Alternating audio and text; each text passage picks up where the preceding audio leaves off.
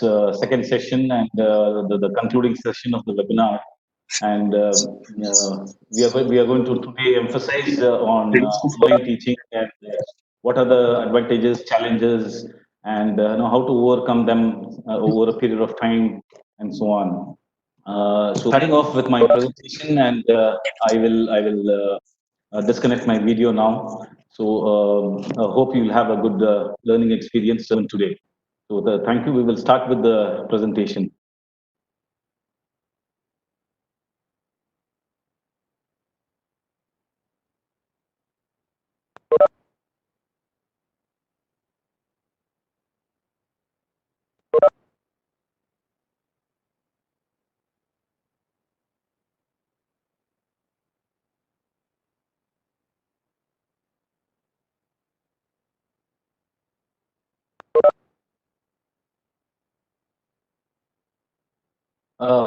Okay, we'll be continuing with the same. So, what we have done yesterday was all about more about offline teaching.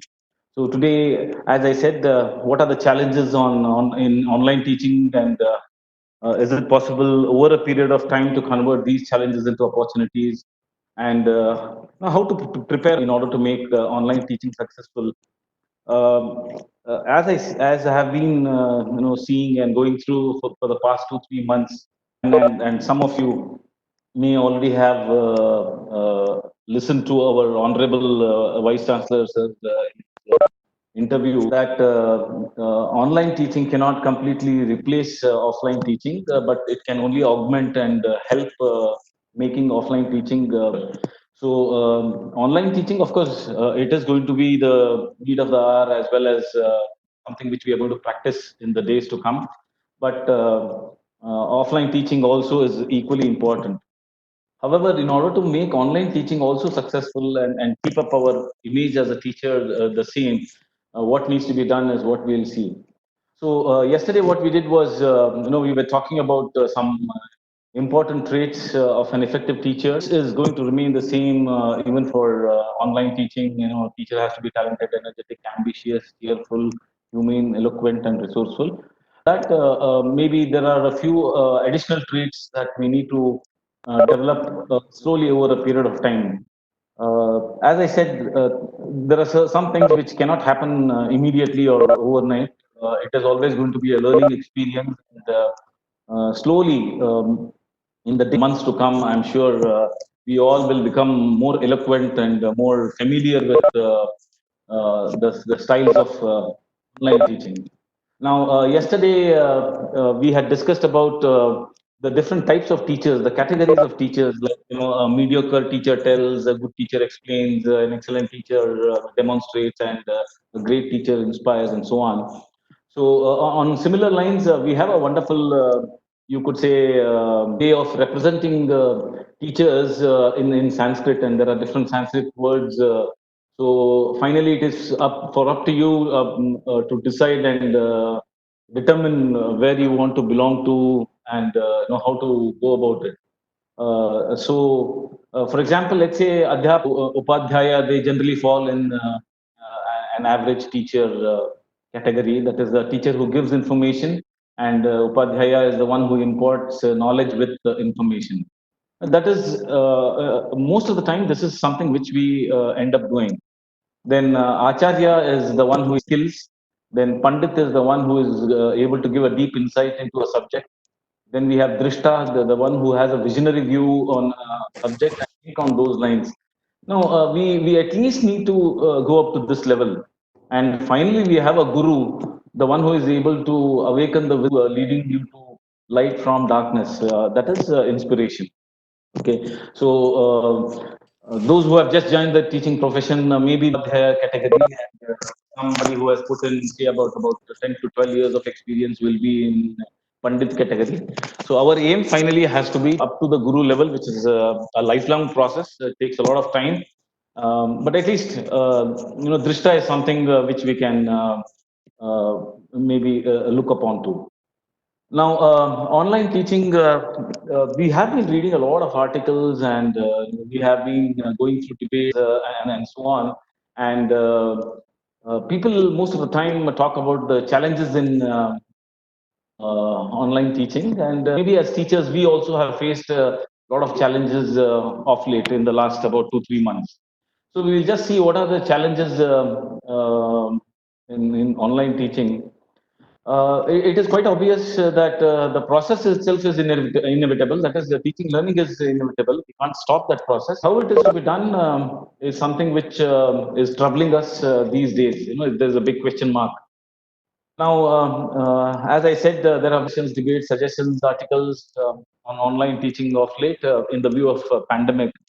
One of the key reasons people have started resorting to online teaching is just to ensure that the students don't get lazy, they don't get indifferent, and there is a complete in the uh, learning process or in the learning process. So to keep the students busy, to keep the students updated, and so we have been conducting online classes, or we have been recording videos and updating or uploading them and so on. So this is a big challenge. Then it is not just the students, but the parents are also subjected to anxiety, unpredictability, and so on. And this is actually one of the reasons why maybe an institute like Nimhans and been saying that you need to have counseling centers where children can be taken, and because since there is so much of uncertainty, uncertainty always leads to anxiety, and anxiety slowly builds up in the form of mood swings and depression. You are not allowed to go out; they are not allowed to meet their friends and so on.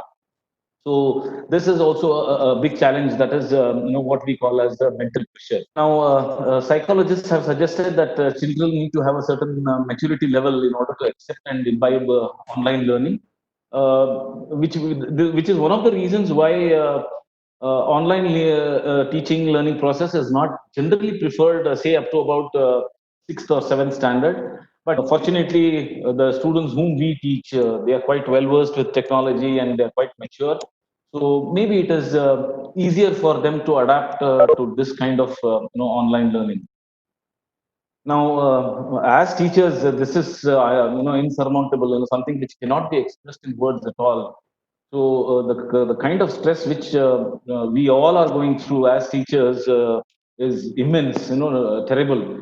So we many a times end up saying that offline teaching was much better than offline teaching was much better than online teaching, and so on.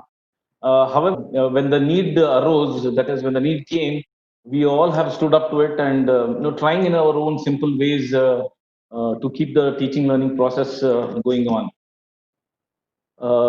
Everyone, right from people who are working in the software industry, any industry, there's so many categories of people whom we have talked to, I have talked to. Most of them say that we are actually fed up with from home concept, for the simple reason that human beings are social animals. In the sense, we like to talk to people, we like to mingle with them, we like to spend time, have tea, have informal discussions, and so on. So work from home, what it has resulted in is that we are unable to see anyone physically, face to face, and talk to them, and forget about shaking hands and giving a hug and so on. Social distancing is the new norm.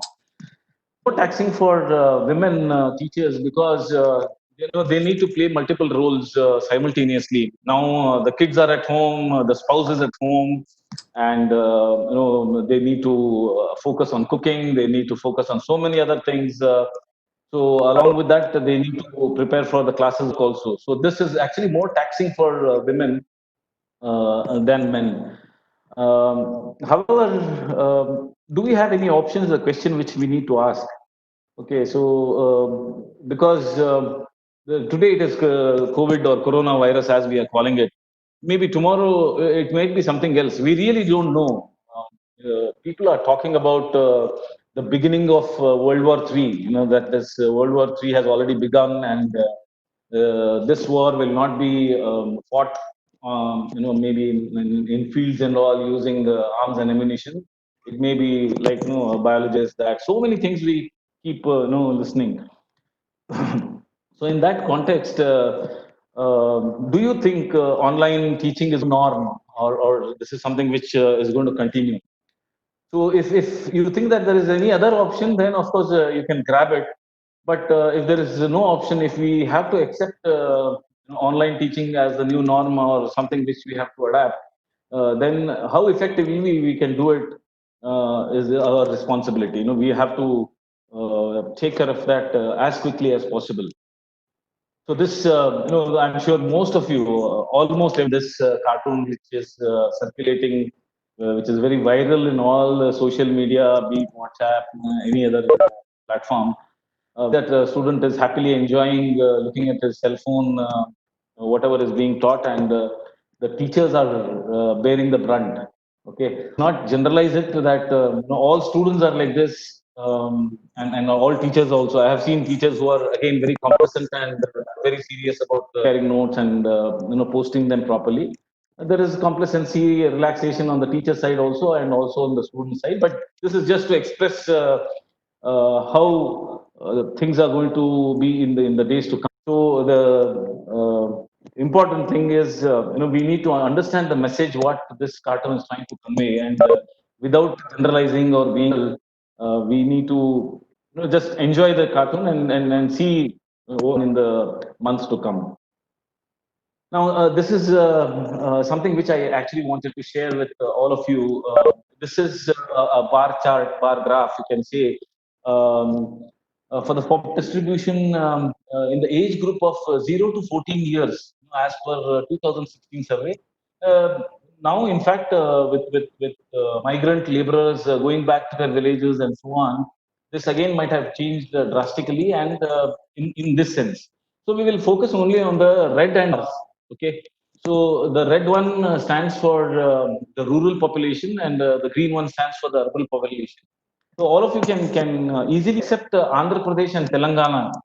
In all other states, the rural population and the urban population of children in the age group of 0 to 14. Now, what it actually means is we have a large number of students who are still staying in rural areas. That is, they are still in villages or very small towns and so on. And so from 15 years to 59 years, we can see that the green bar overtakes the red one. This is because by the time the students come to college and they start working, they feel that in spite of India being predominantly an agricultural country where a lot of people depend on agriculture, but still there is a lot of urbanization which is taking place, and people tend to move out to urban areas. Okay, maybe in a place like Delhi, you can see that the rural population is slightly more than the urban population, but elsewhere, you can see that the green line is greater, taller to the red line, indicating people move out to cities or bigger towns. Okay. Now, again, in 15 to said, we will have the category of students also and working professionals also. So, the students also generally tend to colleges and small towns for the simple reason that they don't have good educational facilities available, so they move out.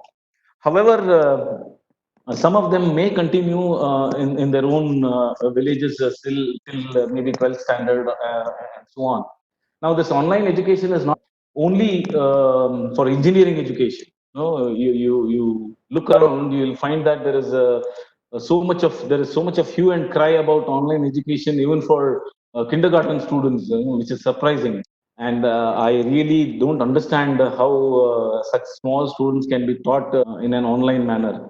Anyway, what we can conclude is that a lot of students still have a rural background, and this is going to have an impact on our online teaching process. So I'm not going to profess, I'm not going to tell or conclude or be judgmental and say that online teaching is good, offline teaching is bad or better, whatever. That is something which is out of my purview. So what I do is I'll leave it to your own wisdom and judgment, and you can assess it over a period of time, and then decide for yourself which is good and which is bad. But I'll only try to discuss the advantages and disadvantages of same. Now, any new concept when it is introduced, obviously it is subjected to resistance. Okay, so initially, when if you remember, automation was taking place. Earlier, everything was paper, on paper, and now we are moving on to a new era. Okay, so paperless generations or paperless offices and so on are slowly coming into vogue. So initially, there was a lot of resistance when desktops were being introduced in various government organizations and so on. So resistance will be there, but people generally tend to adapt slowly over a period of time. There is a lot of uncertainty ahead, uh, and it is impossible for any one of us to predict the future of education. That is both at the national as well as the international level. Uh, this is because we know that at international level, again, there also various countries have resorted to online teaching and so on. But here now, for example, our final year students, their exams had to be over, and most of them were preparing to go abroad for higher studies. Having cleared their GRE, TOEFL, IELTS, and so on. Now, what is their state? Whether they'll be able to go or not itself is a big. So everywhere, all around the world, it is this pandemic has not affected only India, but it has affected each and every country. So there's this confusion and uncertainty is going to exist for some more months, I'm sure.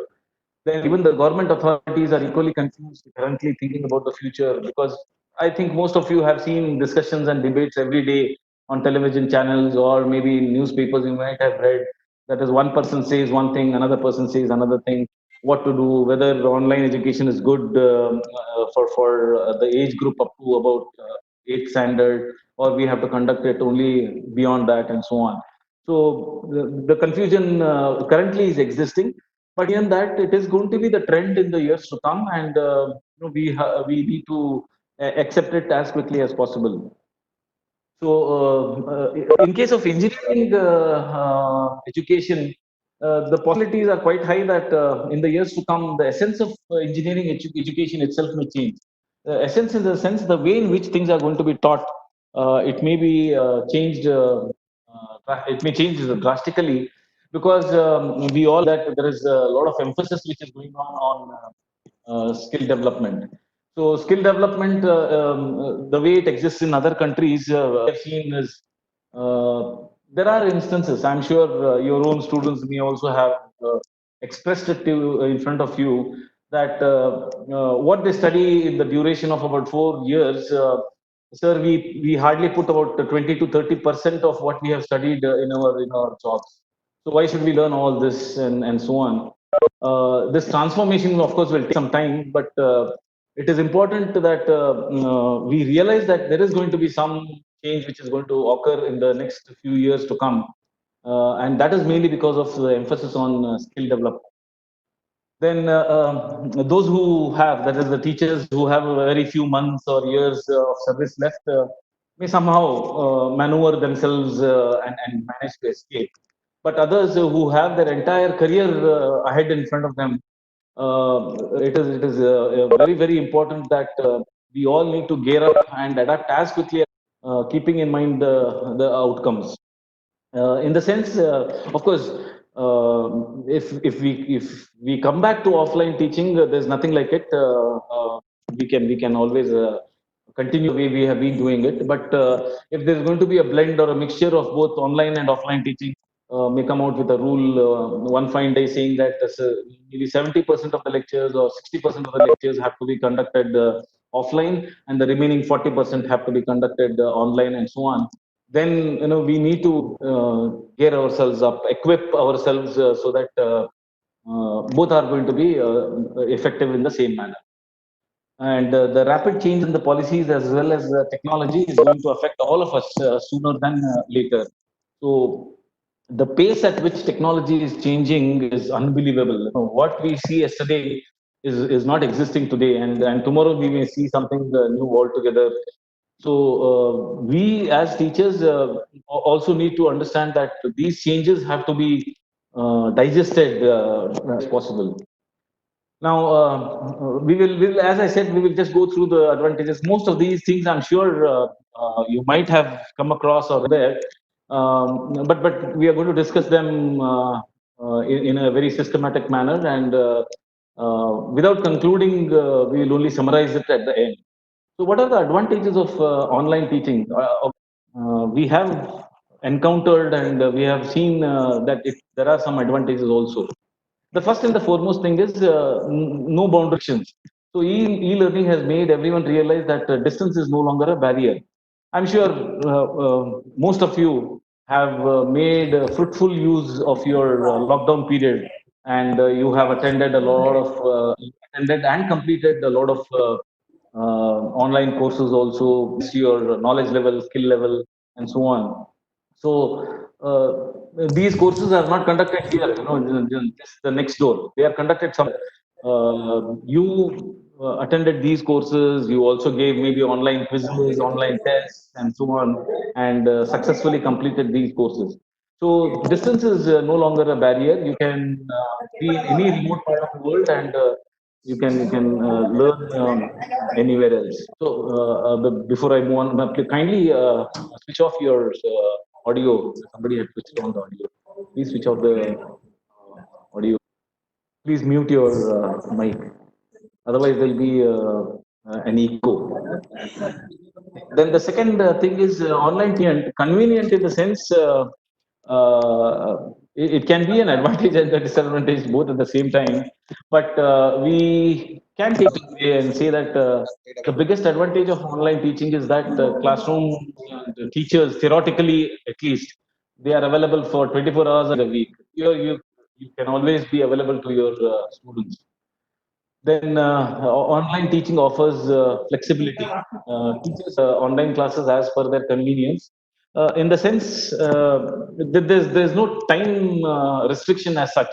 Since it may be possible that we may conduct classes from our house itself, or we may record videos and upload them and so on. The timing will not as long as there is some format, or there is some kind of pathway and roadmap which is given to us, which will help us in ensuring that there is no overlap of content. In the sense, I am conducting a lecture and somebody else also wants to conduct a lecture at the same time and so on.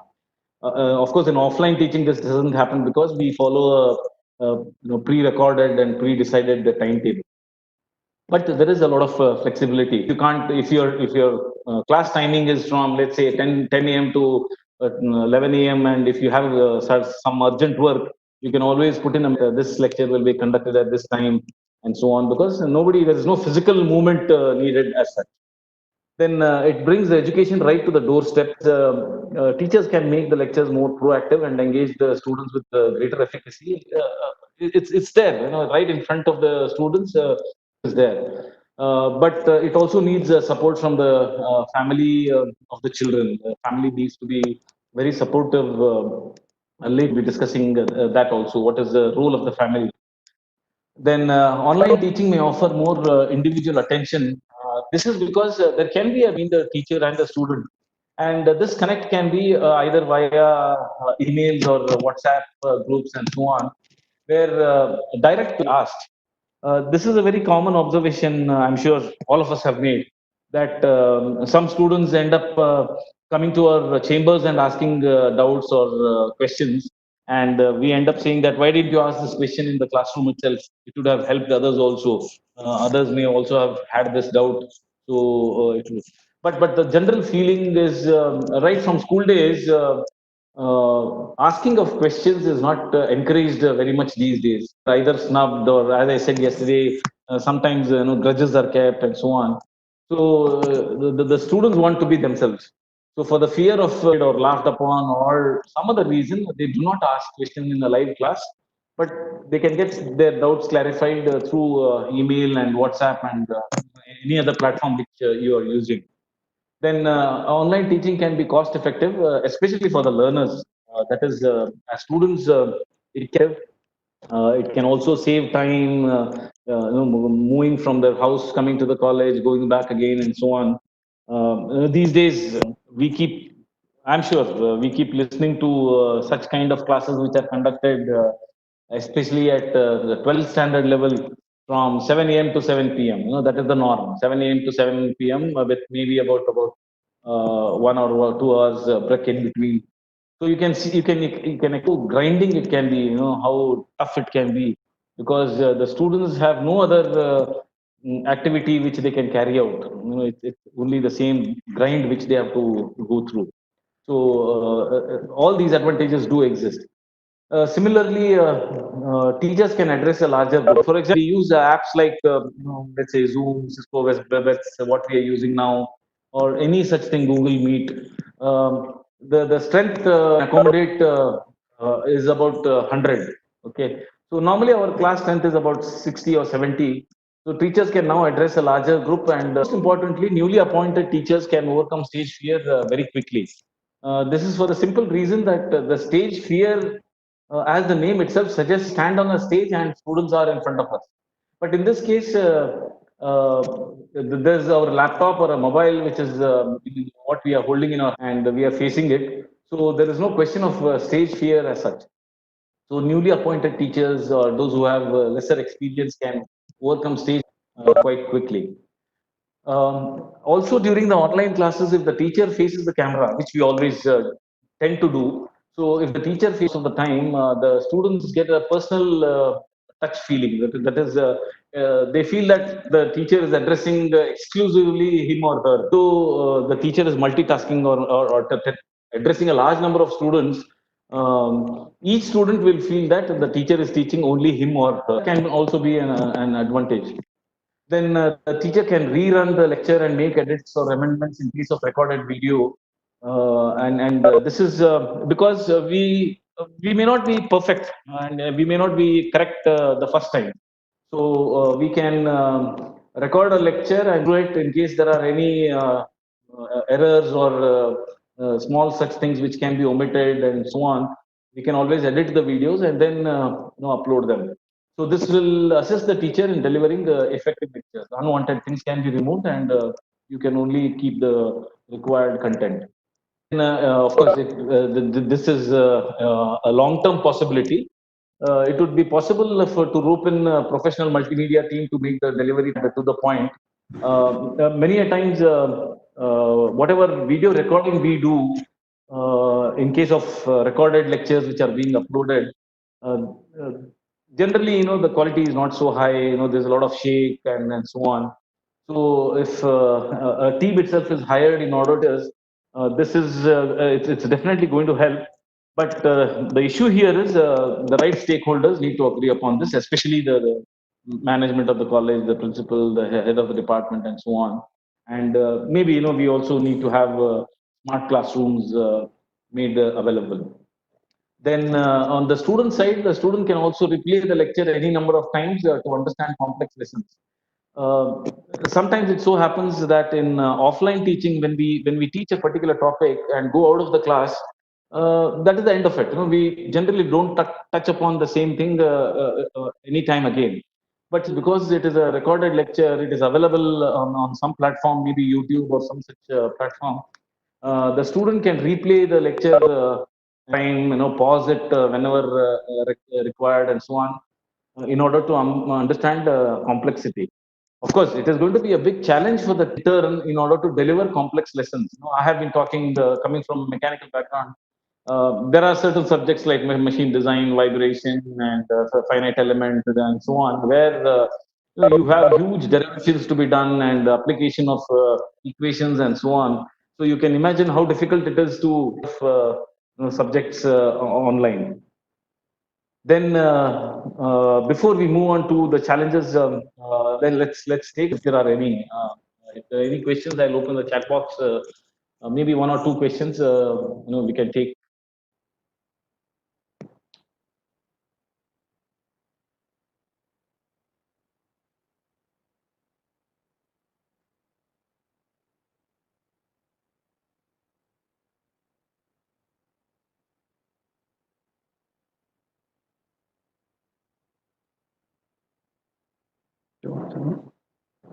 Any questions? If there are no questions, then there's absolutely no problem. You can keep them reserved so that we can maybe address it at the end.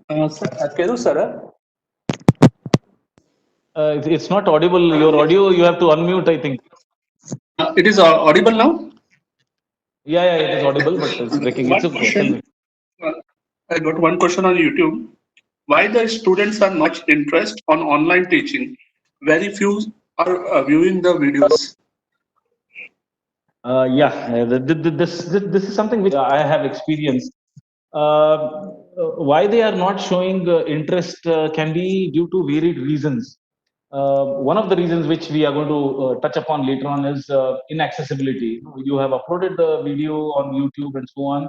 Maybe they can receive only the WhatsApp messages saying that you have uploaded the video, but the connectivity is so poor that they may not be able to view the video actually in the YouTube. That is another reason is students generally tend to get more serious when there is an examination.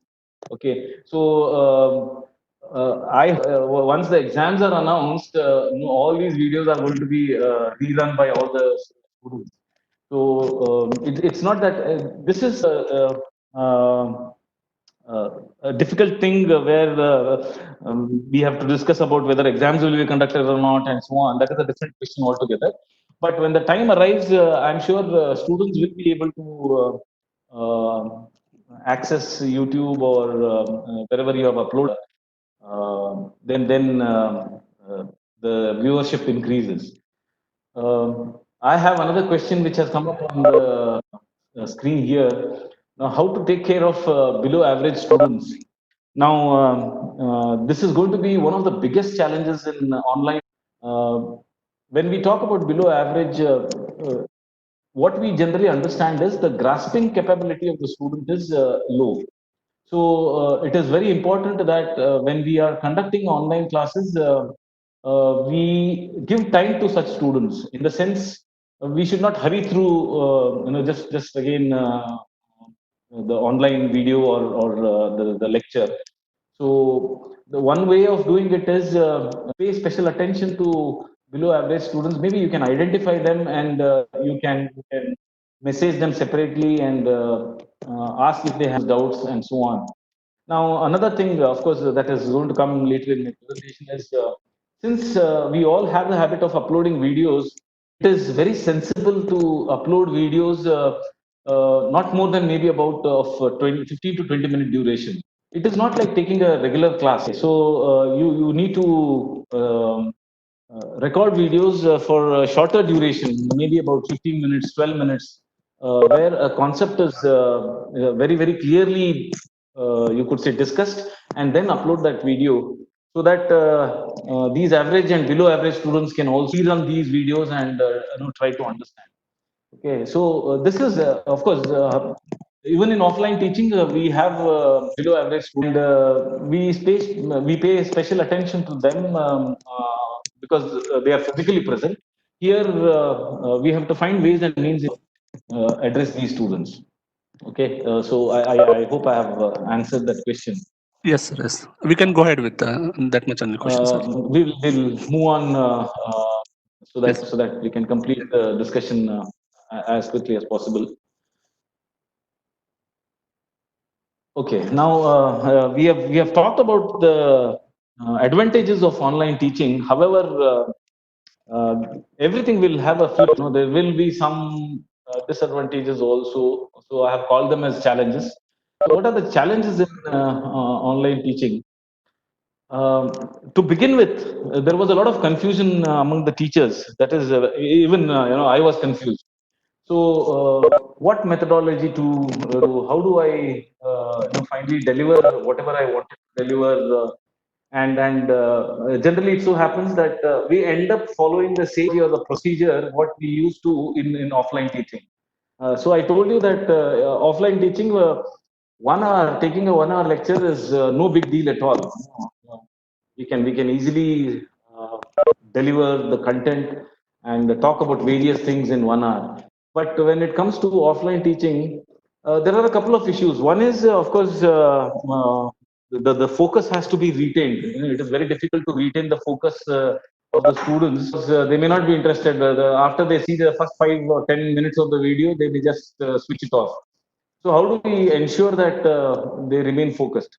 So there was a lot of confusion among the teachers regarding the mode or methodology, which platform to use, how to go about it, how to all these things, and whether to conduct live online classes or to record videos and upload them. This is another big challenge, because we talk about conducting live lectures. We are worried about the bandwidth, we are worried about the internet connectivity, the speed, and so on. And if you have to record videos and upload them, I'm sure all of you have experienced this, that it needs a lot of space. Okay, so whether you store it in your laptop or maybe a flash drive or something like that. And of course, once you upload, you can always want to delete them, because that is a repository, which you have created. So there's a lot of space requirement also. So this is the first challenge. Then I have called it as burning of the midnight oil, because teachers have realized that it is a arduous task, a very very difficult task. The kind of efforts which we need to put in has increased manifold, as compared to offline teaching. Offline teaching, we probably have notes, we have everything. We just go into the class and start teaching, and write on the board and so on. But now all to be converted into digital version.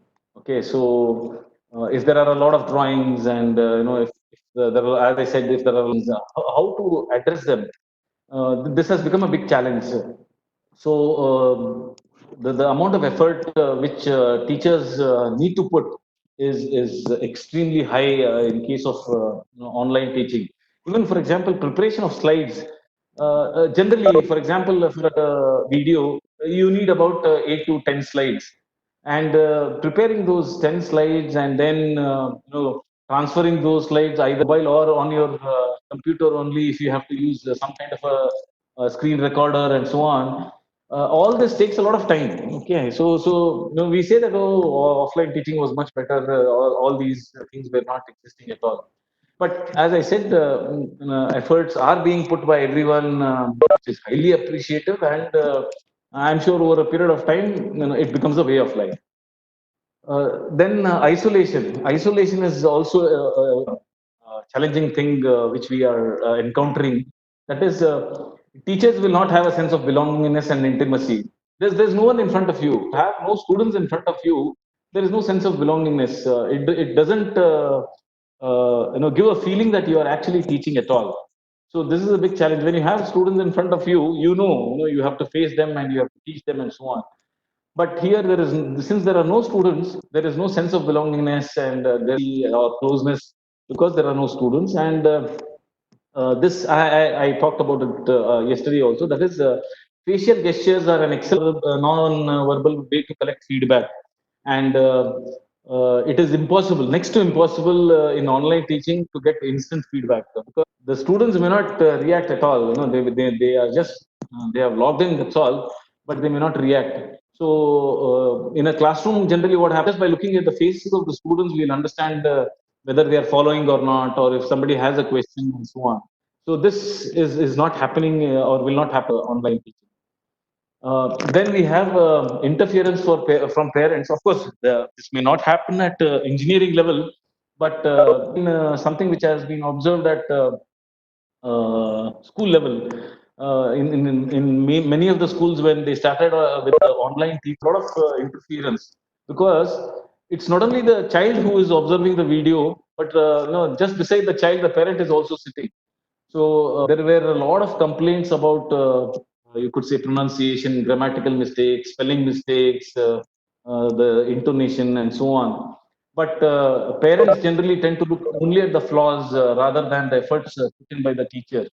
Later on, I'm not sure whether all of you have seen, but there was a very nice video made by a doctor, and he said, "Give it some time. Don't be so judgmental quickly." So teachers make mistakes, but also look at the efforts which they are putting in. So interference from the parents is also a big challenge these days. and students also tend to get indifferent. Why do they get indifferent? Because there is no one monitoring. Maybe at undergraduate level, they just go rooms and lock themselves up, and they say that we are studying, or we are watching a video. Please don't disturb, and so on.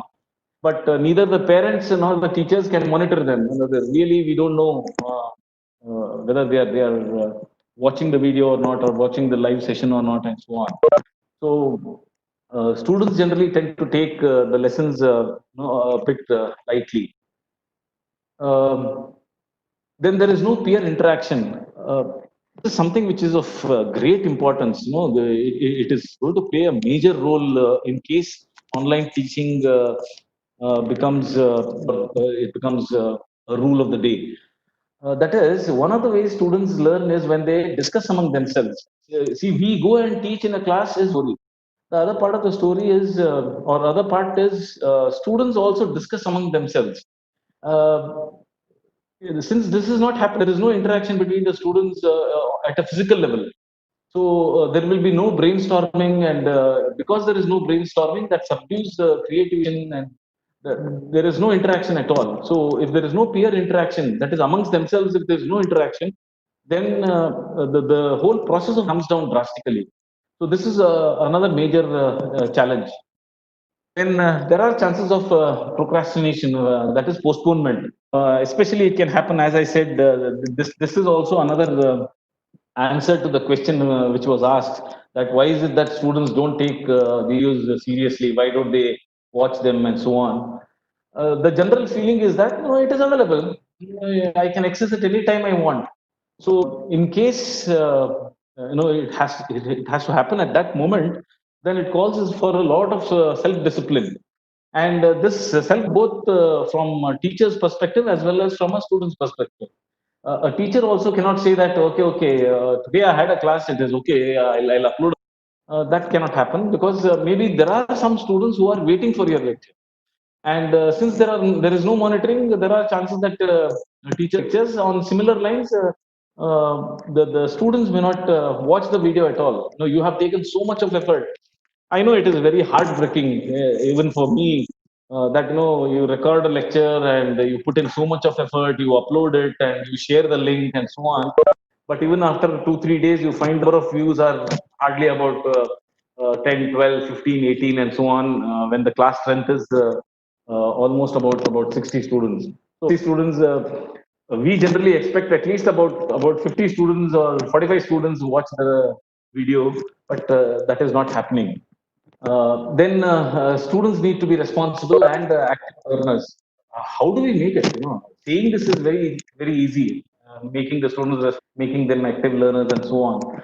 So inculcating this habit is a big challenge. So they will have to be motivated on a regular basis to attend, to focus on the lectures and make notes. Now this is something for live online sessions, very important. Maybe here also, yesterday, my colleague Anil announced that please make sure that you have a diary with you, a pen with you, and so on. That is because we cannot completely rely on our memory. Okay? So memory is very good, no doubt, but there may be some important, you could say, features, anecdotes, something very important at that moment when we feel. If we make a note of it, then it is going to remain with us. Otherwise, it is going to be a big loss in that sense. And they will also be required to view the uploaded videos in the complete sense. What I mean in the complete sense is, if it is a 20-minute video, they have to watch the entire video. But I have come across cases where maybe about 5 minutes, then they just switch off the video, because they have it at the back that this video is anyway going to be there on YouTube. I can watch it anytime I want. Okay, so how do I make them responsible and ensure that they don't postpone it? Then good time management skills. Both teachers and students need to plan and manage their time effectively. As I said, work from home is a big thing, because when we are working from home, it is not just focusing on our lectures, but there are other cores also which we need to do, household chores which we need to do and attend to. So, as teachers, we have to have good time management skills, and even students also need to plan for the day. Most of the time, they are free. So when do I watch a video? When do I understand? When do I make notes and so on? So these kind of things have to fall in place. And adaptation to technology. This is something which again is very imperative and the need of the hour. That is, I have talked about change is subjected to resistance, but change is inevitable because I keep saying that nothing is permanent except change. So change is going to happen every now and then. So teachers need to find new ways and means to make their online teaching more interesting, meaningful, and effective by adapting to this new technology. Then we have a lack of infrastructure. Many, I'm sure, during the lockdown period, a lot of teachers have faced this problem, as well as students. Of course, I don't deny that part also. There is lack of infrastructure. What does it mean? Colleges may lack the necessary infrastructure in the form of smart classrooms. In case it so happens that in the days to come, are required to come to the college while students are allowed to remain at home.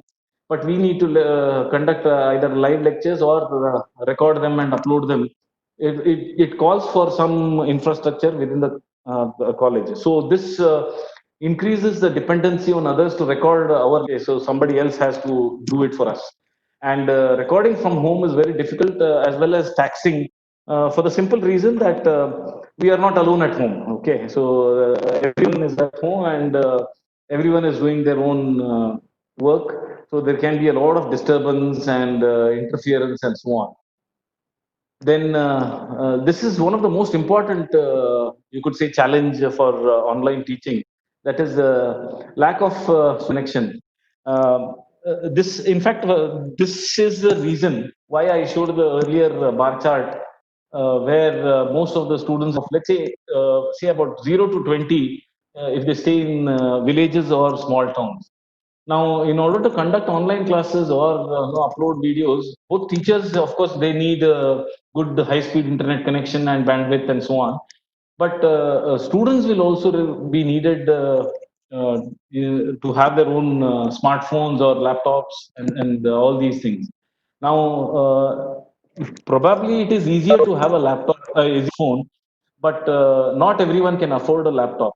So many students in rural areas have no access to internet. Even if they have access to internet, the connectivity may be very, very poor and depending too much on the cell phones. In fact, yesterday I came across an incident where from a nearby village, a parent came and when we asked for his number, he said there was no power for 2 days, and because of that, there is no charge, and the cell phone has gone dead. So these possibilities are there. So internet connection is one part, then electricity is the other part. Now, all these have to be in place. They have to go hand in hand and complement each other. Only then online teaching will be successful. Then we do have health-related issues, something which is extremely important, which maybe I don't say it has been ignored, but which probably is not thought of that seriously, because these health-related issues will not crop up immediately. Okay, so over a period of time, we come across these health-related issues. The first one is, of course, teachers as well as students need to stare at screens. I'm looking at a laptop screen now. You may be watching it either on a laptop or on your mobile and so on. So we get exposed to blue light, which is very dangerous. As I said, it does, the effect is not seen immediately or in a short span. This causes eye strain, exposing ourselves to blue light. Then students may also resort to bad postures while watching up recorded videos. Okay, recorded videos. You saw that cartoon where the student was lying on a bed and watching the smartphone and so on. That may not be the only posture. There are various postures which they can resort to. This kind of a bad posture may lead to a different kind of physical problems. Strain and so on. There is also stress, okay, which is another important ingredient that may lead to anxiety, physiological as well as psychological changes. Okay, so stress is also going to play a major role, even though it is a contributing factor. again, stress may not express itself or come out immediately. All these are going to happen over a period of time. So, health related issues, probably we have not so many articles, or we have not come across so many discussions on health related issues, because currently the main focus is on how to deliver the content. Everyone is worried about the content. But over a period of time, imagine 6 months, conducting online classes. What kind of health related issues? Okay? So here, you can see the challenges of online teaching. These health related issues, where a bad posture can cause strain in the neck and so on, and exposure to blue light, continuously watching. It can be a tab, it can be a laptop, or it can be a smartphone, anything. So this is definitely going to cause some kind of health effect over a period of time. Then disappearing classrooms. These are a couple of articles. As I said, I'm not professing anything, but this is something which has appeared in many papers and chats and so on. But one of the articles which I found interesting was disappearing classrooms and teaching in a post-COVID world. And in fact, it has been written by a teacher. So, interaction teaching has become challenging even for the best teachers now. No, this is a complete article, and I have a link. And the article goes something like this, where I have just copied the content from that article and pasted in Word, and highlighted only those parts which are very relevant and what I have observed. Obviously, a couple of months back, we as parents, whenever we used to see our children on either laptop or smartphone and so on, we used to scold them. We used to tell, don't spend so much time on mobiles. Or but what has happened is the world has now become highly dependent on internet apps, mobiles, computers. So the same parents who earlier used to berate or scold their children, now they are asking their children to be updated. So instead of asking children to stay away from the mobile, we are suggesting them to check their devices at regular intervals and stay in loop of things, and go through. So this has been a drastic change in the mentality of the parents. Then there has been some health crisis also. You can see where, because of physical distancing, hand washing, and so on, it has led to a critical situation. Then, uh, huh? ಏನಂತೆ? One minute, I just understood that it's not visible.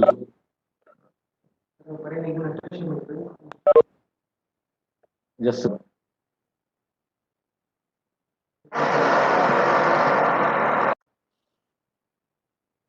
okay. I think it will be visible now. Whatever I have talked was audible, but this article was not visible.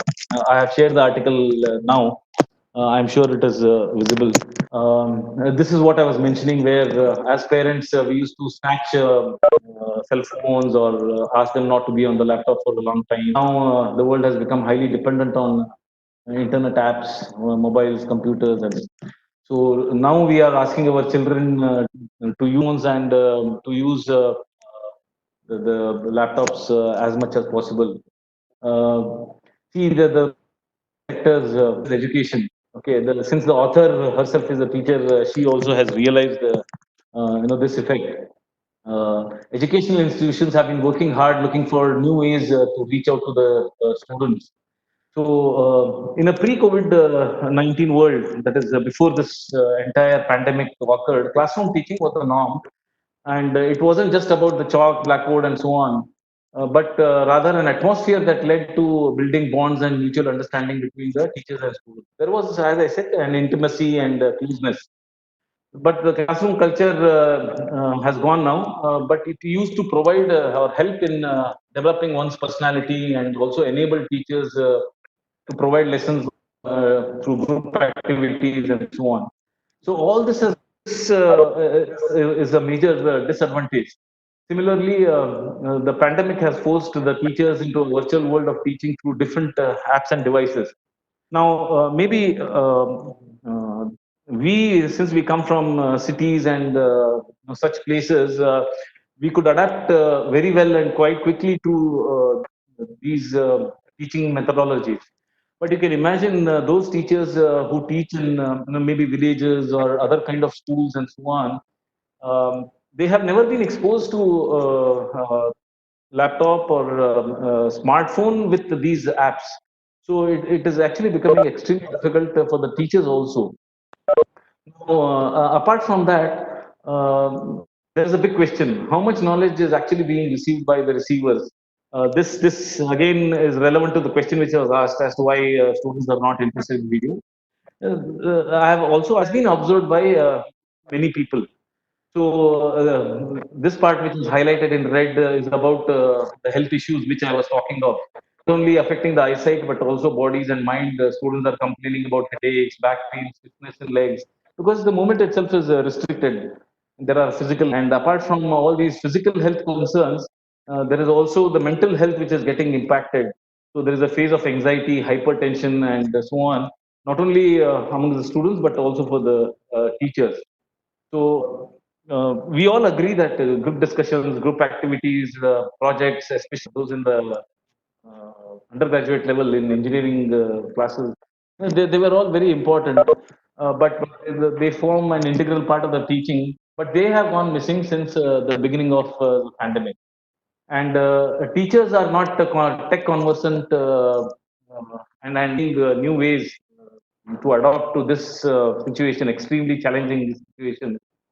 And there is a hesitation among many that they have to present themselves in the virtual world after entering services more than 15 to 20 years.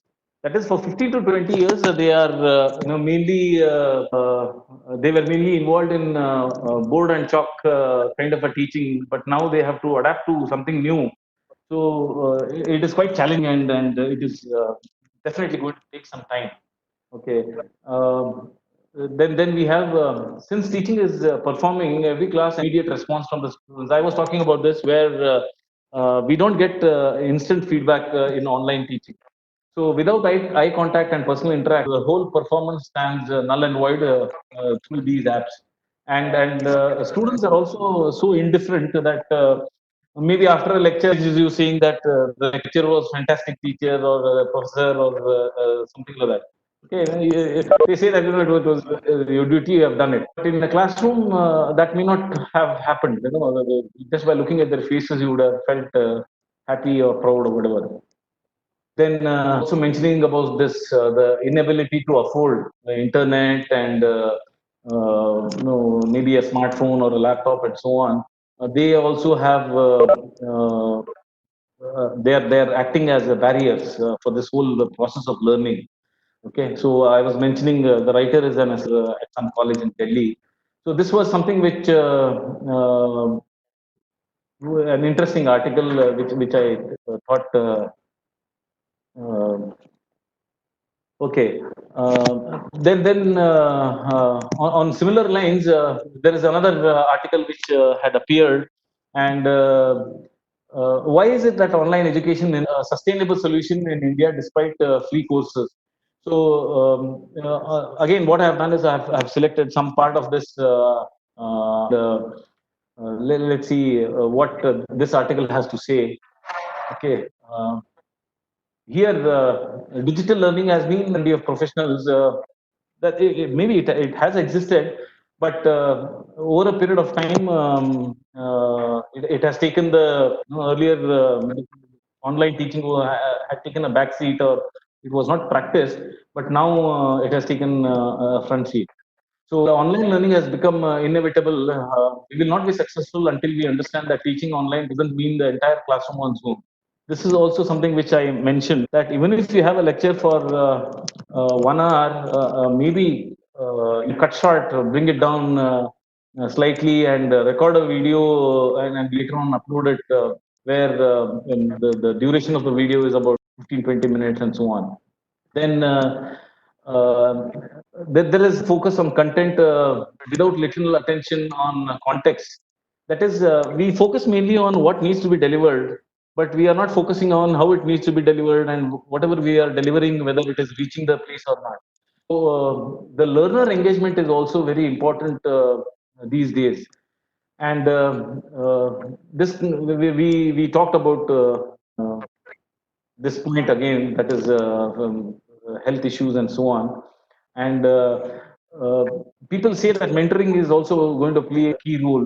That is, online courses need to be integrated, and we as teachers need to mentor them.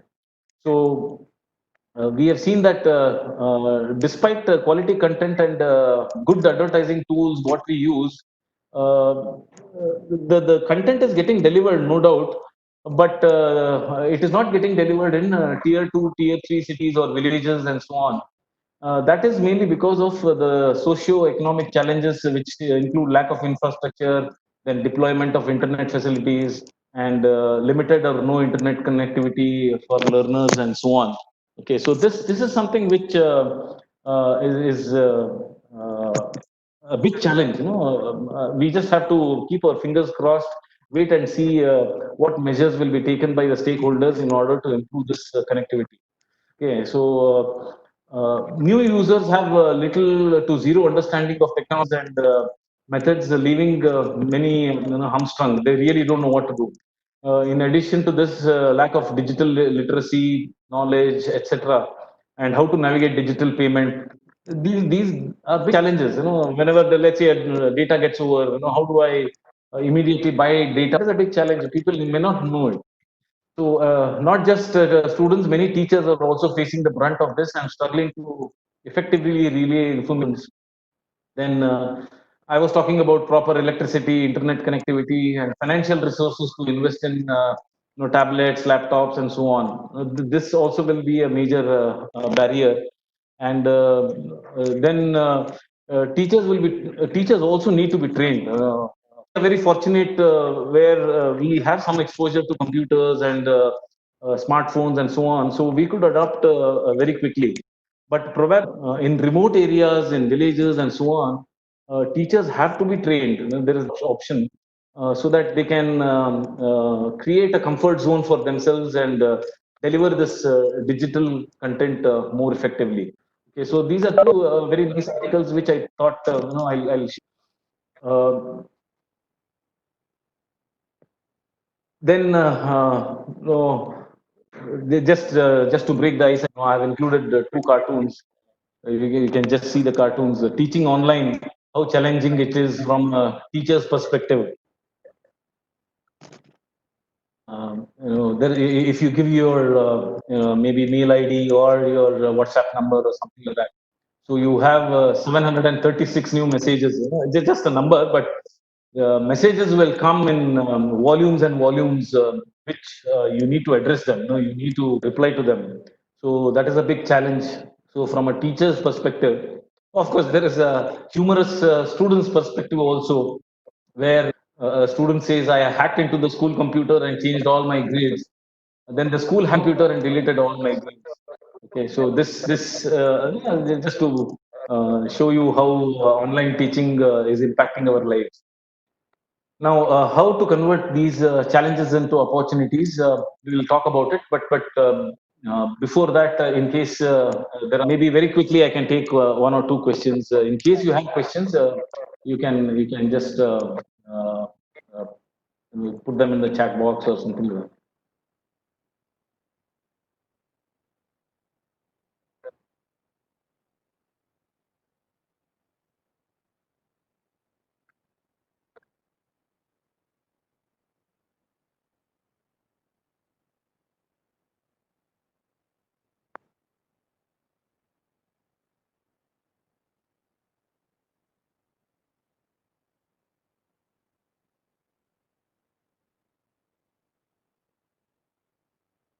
Okay, I'll presume that there are questions, but you want to ask them later. So we'll move on to the next slide. That is how to convert these challenges into opportunities, because challenges are going to be there. So how do we convert these challenges into opportunities? So again, assuming that about half of India's population fall in the student category, be it school or be it lower than that, or be it undergraduate, PhD scholars, and so on. Everyone has been affected by COVID-19, and schools and colleges got shut. Students right from kindergarten to post graduation have been affected, including research scholars. So, both students and professors must navigate through various online platforms to ensure consistency in teaching, learning, pedagogy. That is, we need to find the best solution, whatever is available as of now. And universities and colleges have to ramp up their infrastructure facilities. That is the major responsibility. We need to impress upon the stakeholders around us to improve the facilities. But from our point of view, from faculty point of view, there are five important areas which we can focus on and improve ourselves. The first one is assessing and upskilling. Now, maybe it somehow did not cross my mind yesterday, but another important characteristic of teacher is to carry out a kind of a SWOT analysis. Of course, teachers we rarely come across any threats. Okay, SWOT stands for SWOT. It is strengths, weaknesses, opportunities, and threats. Okay, so threats we can ignore them. Opportunities in various forms, but we need to focus on the weaknesses. This happens in any kind of maybe even an interview or any such thing. When somebody asks us about our strengths, we will start listing out all our strengths. I am disciplined, I am this, I am that, I have good communication skills, and so on. But the moment somebody asks us, what are your weaknesses? We suddenly go silent. We suddenly don't know what to answer at that point of time, because we generally don't do this SWOT analysis on ourselves. So one good thing is this is the correct time to assess ourselves, where we are, and how we can improve ourselves. So this is the right time to assess the current knowledge in the sense about the subject. Anyway, we are quite well versed with the subject and so on. We could talk about our you could say online or internet and these kind of skills what we have, and upskill the same. In case we lack something, we can always do it. Then we need to train ourselves on various platforms and dig in detail to know the features, because many a times we know that there are platforms, but we don't know what are the features which the platform offers. So we need to spend some time. There are various platforms. We have Zoom, Lark, Cisco, Webex, Google Meet. These are for live sessions, and of course, in order to record the screen, we have Z recorder, AZ recorder, and so many other recording screen recording apps which are available, which using which we can record screens along with audio and create a video for ourselves, and then later on upload them. So then real-time editing, sharing documents, video meetings, and so on. Now, how we can do all of this? For example, in Zoom, we have you can ask a question and ask the participants to vote, and you can get an instant feedback about how things are progressing. Then online tools and resources will definitely get better with time, but we as faculty need to self-train ourselves over a period of time to employ instruction methods. Then the second one is raising the pedagogic standard. Now, raising the pedagogic standard means the methodology or the mode of teaching learning itself is going to change. So, moving to online platform demands change in pedagogy from the faculty.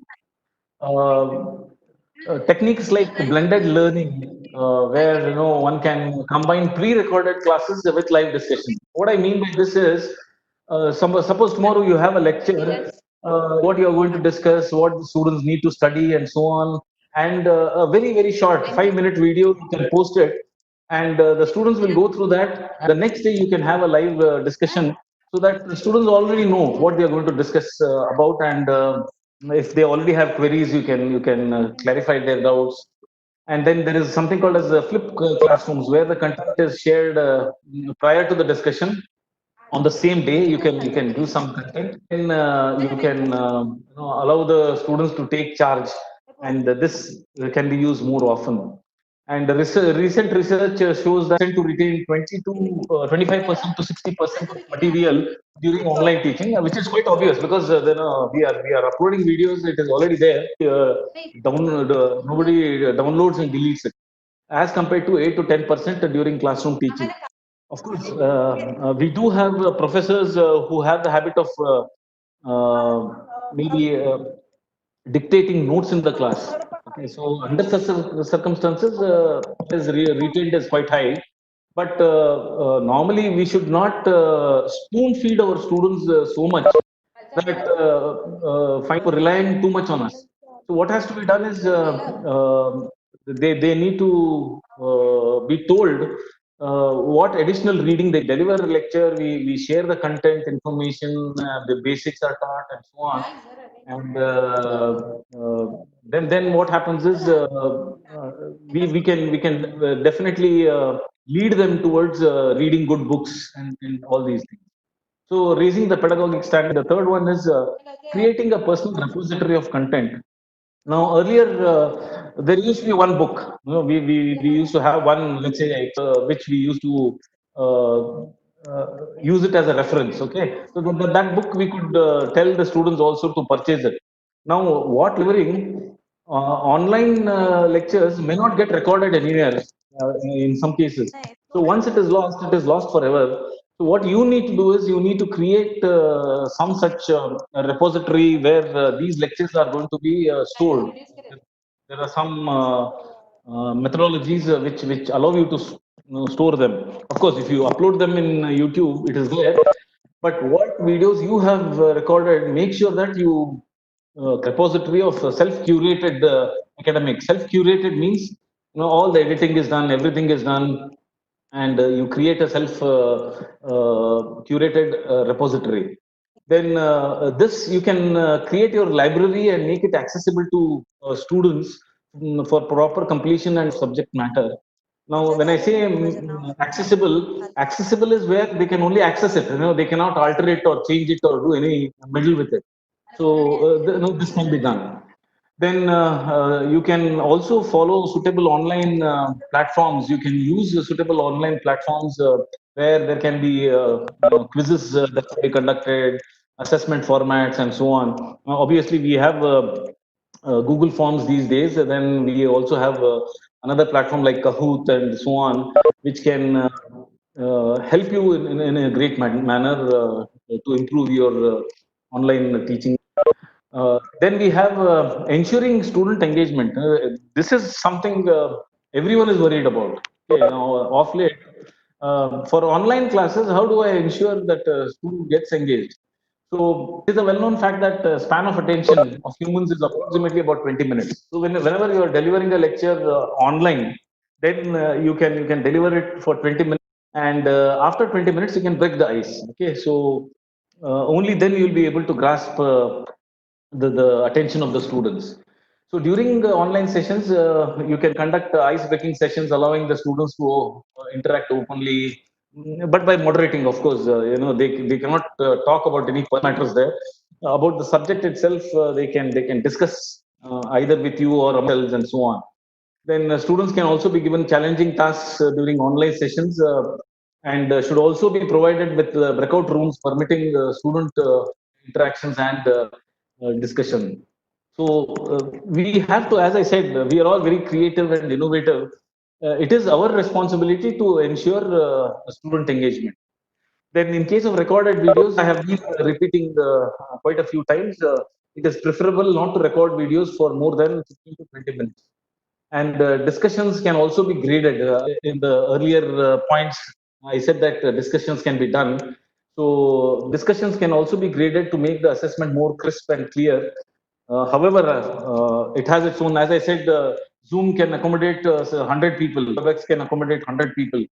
So it is next to impossible to assess all the 100 if discussions go on. So it becomes more like a marketplace rather than a classroom. So for large sized classes, it may not be suitable. Maybe for PG level and smaller classrooms where the strength is less, you can always use this. And it is also important to understand the mindset of the students and engage in informal discussions. That is, some students have this habit of daydreaming, and they just are physically present and then mentally absent. So you can try to understand the mindset and engage in informal discussion. Informal in the sense, slightly deviate from the subject matter and garner their attention and make them. Then communication with the students is extremely important. I said communication. We cannot live in this world without communication, and more so in online teaching. Communicating with the students is and demanding these days. So we must understand the student expectation and also set our own expectations. Okay, so we cannot just expect the students to do something.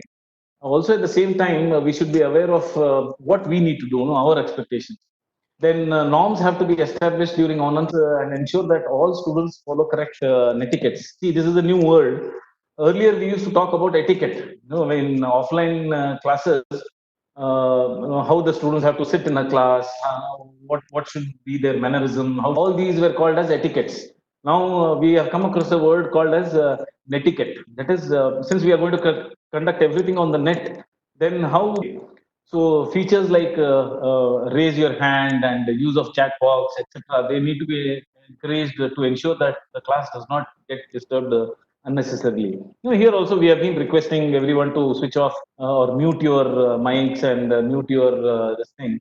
So on similar lines, we can tell the students, and I'm sure over a period of time, it becomes a habit. Okay. Then teachers should brand their lectures. That is, you can, each lecture, you can have your own photograph, name of the college logo, and so on. And you can share a detailed timetable, including the topics for discussion, content, quizzes, and so on. And keep sharing this quite often. Prepare a weekly timetable or a fortnightly timetable, monthly is convenient to you, but keep sharing it so that the students will know what will happen on a particular day. Then, when recorded videos are uploaded, the teachers I have mentioned it as should share their mail ID, can share their mail ID, and if necessary, their mobile numbers also, so that students can contact their verifications. It can online teaching can never be one-sided, or one way, that you deliver a lecture, you upload a video, and that's it. The way students have doubts in offline teaching.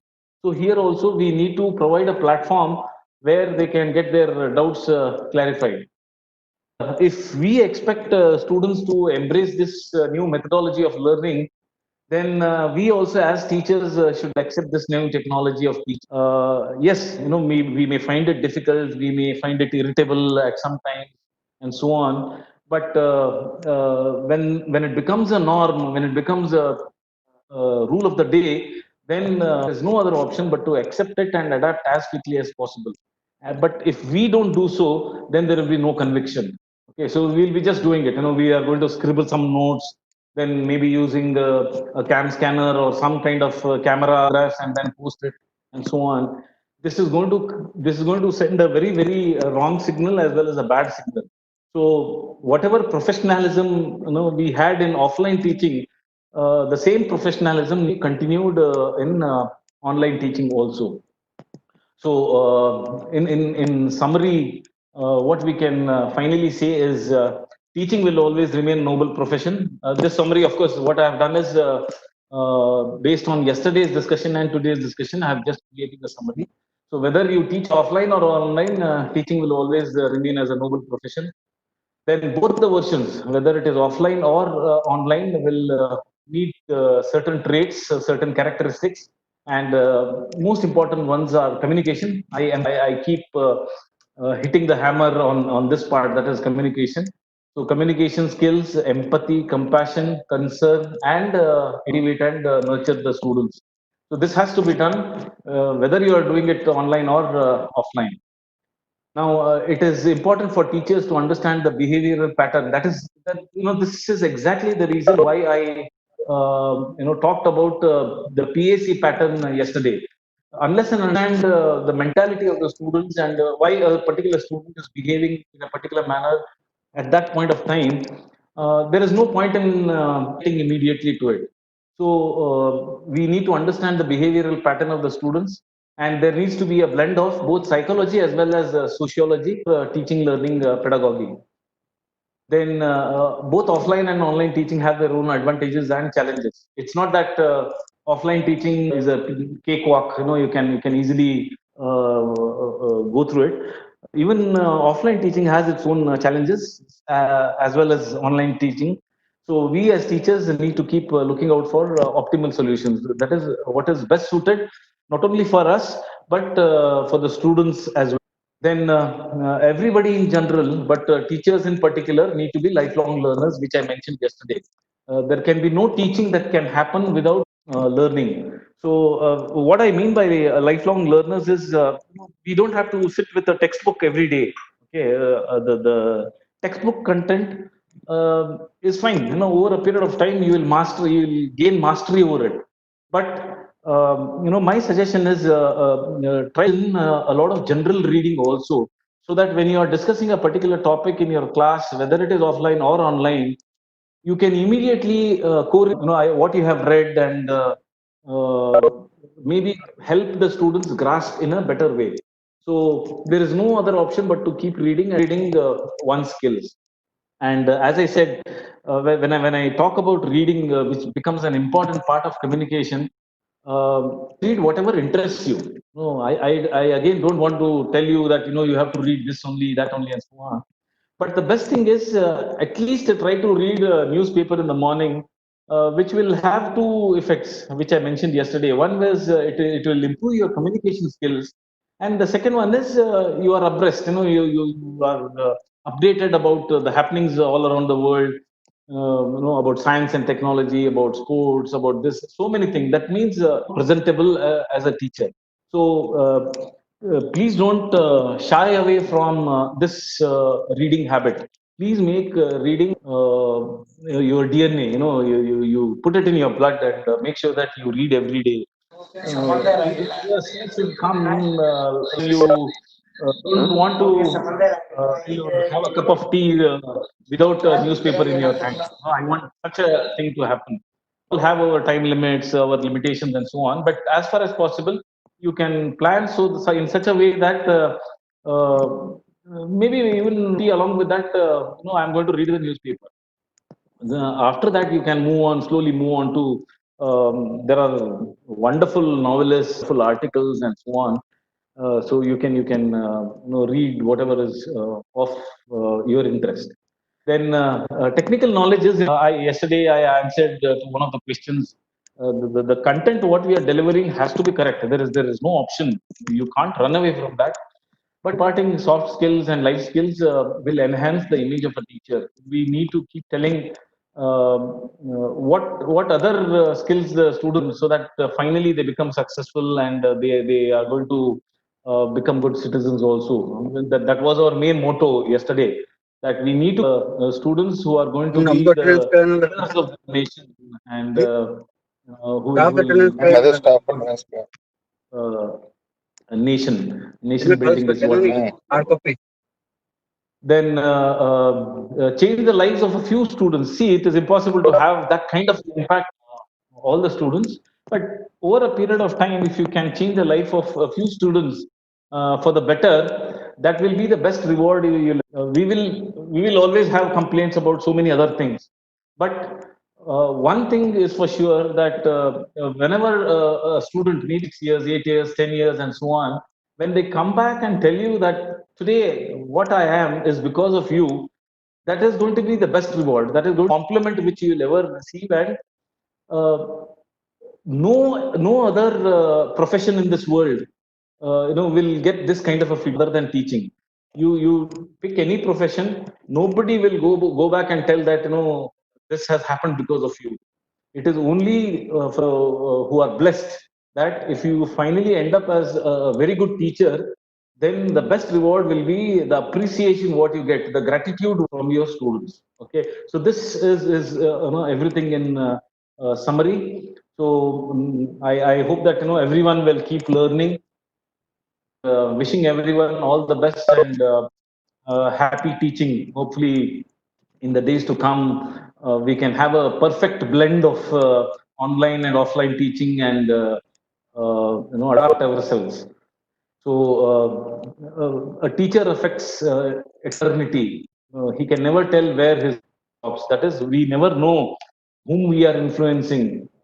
As I said, when students are role models, wouldn't it be wonderful if they pick you as their role model? I'm sure. Again, there can be nothing better than this. So it affects eternity, and we really don't know where the influence stops.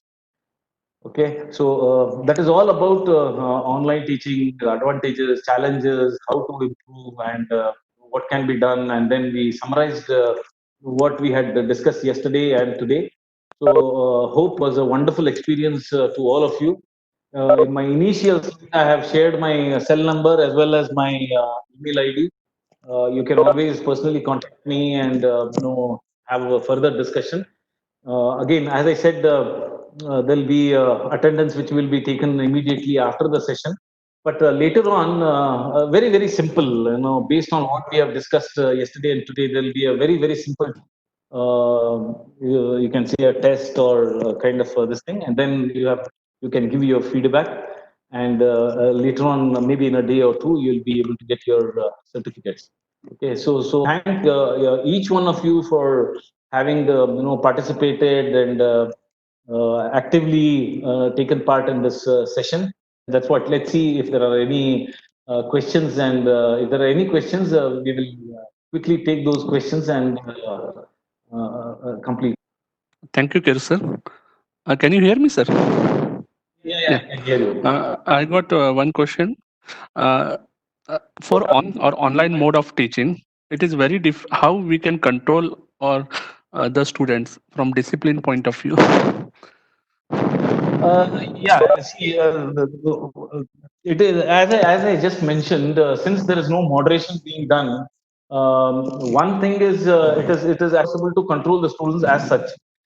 What I didn't understand in the question is controlling what? Is the student disturbing your live class, or is the student, not attentive while listening to your online lecture and so on?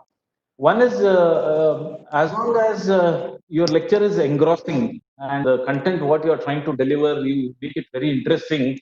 I'm sure students will be attentive and they are very apt, and I'm sure they are going to be quite proactive and responsive.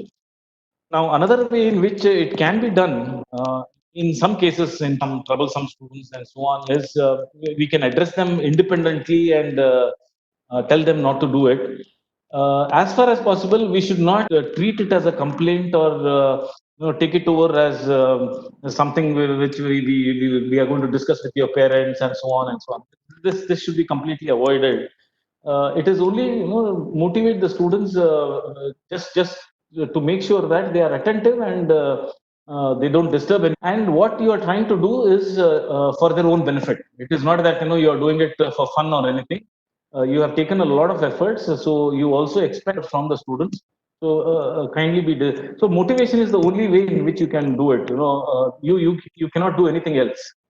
Okay, so I hope this is going to be Yes. this is going to work, and Yeah, definitely. I've answered you. Yeah. Yeah. One more question we received on YouTube saying that Okay. like engineering graphics, it is Okay. becomes very difficult.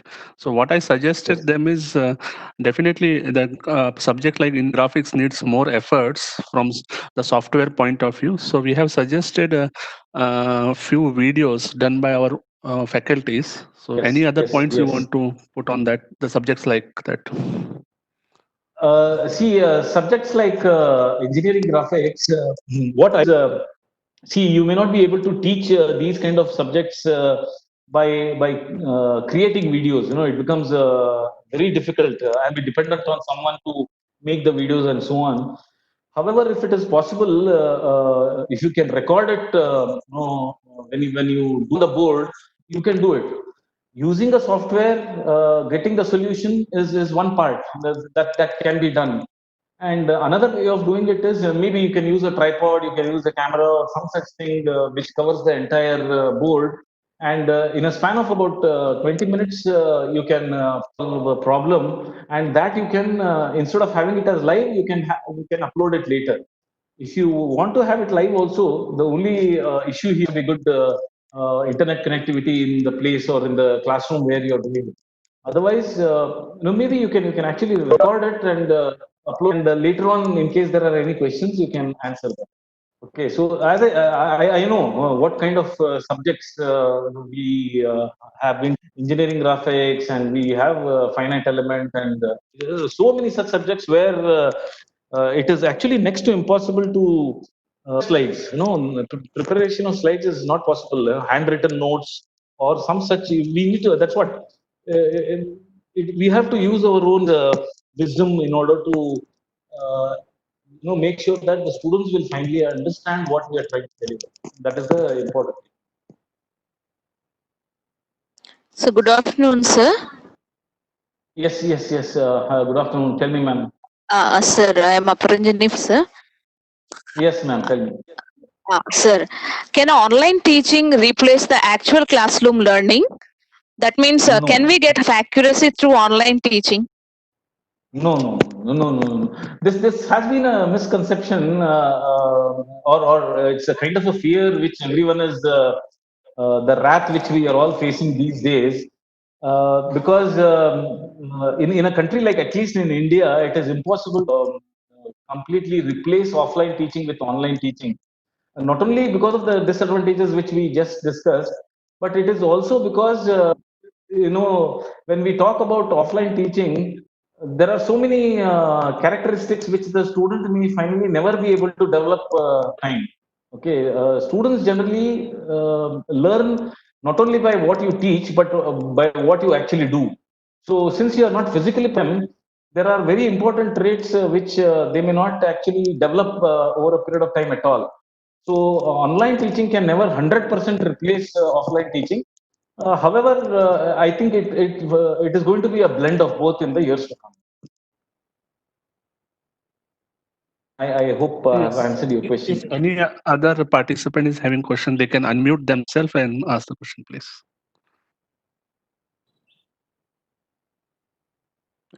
One more question I got, sir. Yeah. About gesture and posture, whether it is very important in teaching field. It is absolutely important. I know. I just saw that question now. Uh, Gesture and posture is very important because, as I said, any given point of time, especially in offline teaching, when we go and stand at the podium or stand on the stage, we are looking at any two eyes at any given point of time. But there will be about 120, 130 eyes which are looking at us. Okay, so posture is very important because you cannot lean onto a wall, or you cannot stand in such a way that it appears very funny. In sample, there may be some colleges where, let's say, tie is compulsory. Okay, I have come across situations where when a professor or a faculty is delivering a lecture, the person is playing with his tie. Okay, so this is actually distracting, a kind of a distraction. So on similar lines, in some cases, women may have the habit of playing around with the dupatta or the pallu or something like that, and then every now and then moving their hands in their hair and so on. Okay, so all these are gestures which distract the students. Not only distract the students. The students will tend to make funny comments about these things later on. There's another question: how to create interest or attract the students for online teaching. Now, one is, if you want to really create interest, or you want to attract the students for online teaching, the first thing you need to them is learning is very important. Okay, so I have this habit of asking in a class that how many of you aspire to work? How many of you have joined this course because you want a job? And I get an answer of about 90%. 90% of the students say that we want to get a job, and the remaining say about 5 to 6% say that we want to become entrepreneurs, and the remaining 3-4% they say we want to go for higher studies and so on. These kind of responses I do keep collecting. And one suggestion I make for entrepreneurs is, you do, unless and until you have a family business, don't entrepreneurship. You work for some years and then become an entrepreneur. Now the issue here is unless and until when says that studies are very important, the basics are very important, and so on, they will never get attracted. That is. Second thing is, you can make your videos or online lectures very interesting by quoting anecdotes, by taking examples, and so on. Please make sure that you are never monotonous. No, monotony is also something which is a major drawback. Okay, so you can't. There has to be voice modulation. Ups and downs in the voice. You need to make. In case of online, this thing you need to make proper gestures, as I said, and so on. So all these things have to be considered. As I said, there is no one you could say magic wand. If I use that magic wand, my lecture will be interesting. We also as teachers need to understand from a perspective what kind of or how we can conduct a lecture so that it will be interesting. Then there's another shortcut to become a great teacher. I have been telling about it since yesterday that there's no shortcut. There's no shortcut as such. You have to take the stairs. There is no elevator, and over a period of time, I'm sure. Of course, what I assure you is whatever we have discussed. In case you can incorporate them in a short time, then soon you will become a teacher. It's not that in a span of about one semester you'll become a great teacher. Maybe it will take about 3-4 years for you to become a great teacher. These you could say attributes what I mentioned, slowly over a period of time, consciously you put an effort, and I'm sure you can become a great teacher. Then there's another question again. There are students who are poor at English. So how do we deal with them? Uh, this is something which I also discuss with my own students, colleagues, everyone. Now, fortunately or unfortunately, students go out of the portals of the college when they are required to give an interview or when they are required to make a presentation. The common language. Okay, so good or bad is a different matter altogether. But we as teachers also need to keep emphasizing that all those students who are not very confident about their language need to improve their language skills. That is another. I was talking about shaping a student's personality. So, shaping a student's personality, we are not talking about physical shaping here.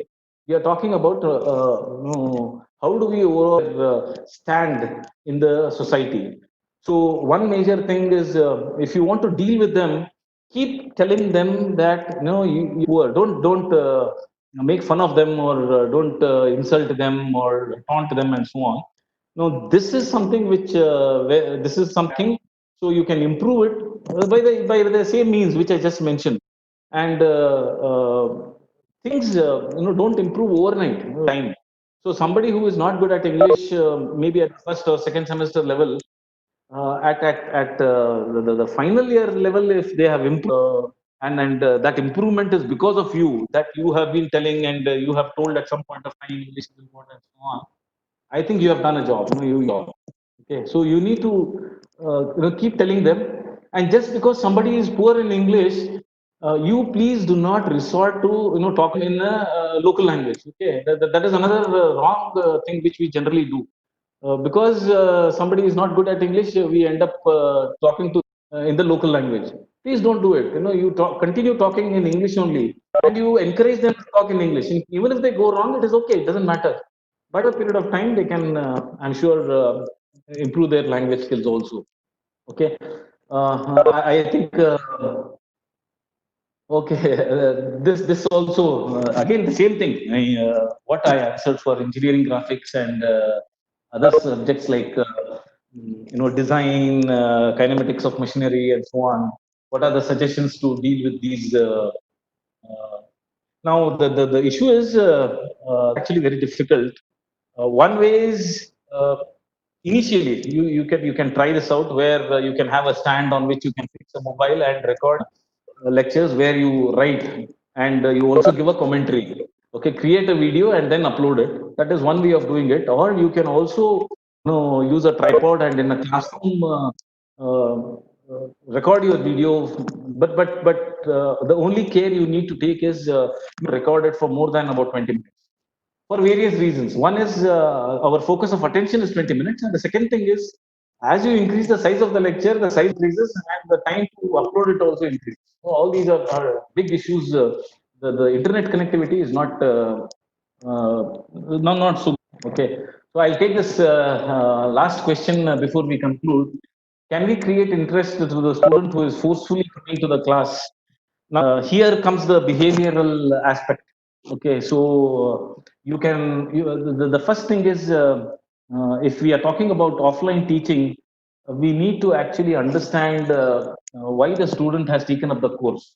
Okay, so many a times, even I have discussed this with my students to do this engineering course. Okay, so of course, largely students will have come out of their own interest. But if they have come out of some pressure, then there is a problem. Actually, that needs to be addressed. So, what we can impress upon them is now that you have chosen this as a career path, there is no option but to develop interest into it. So,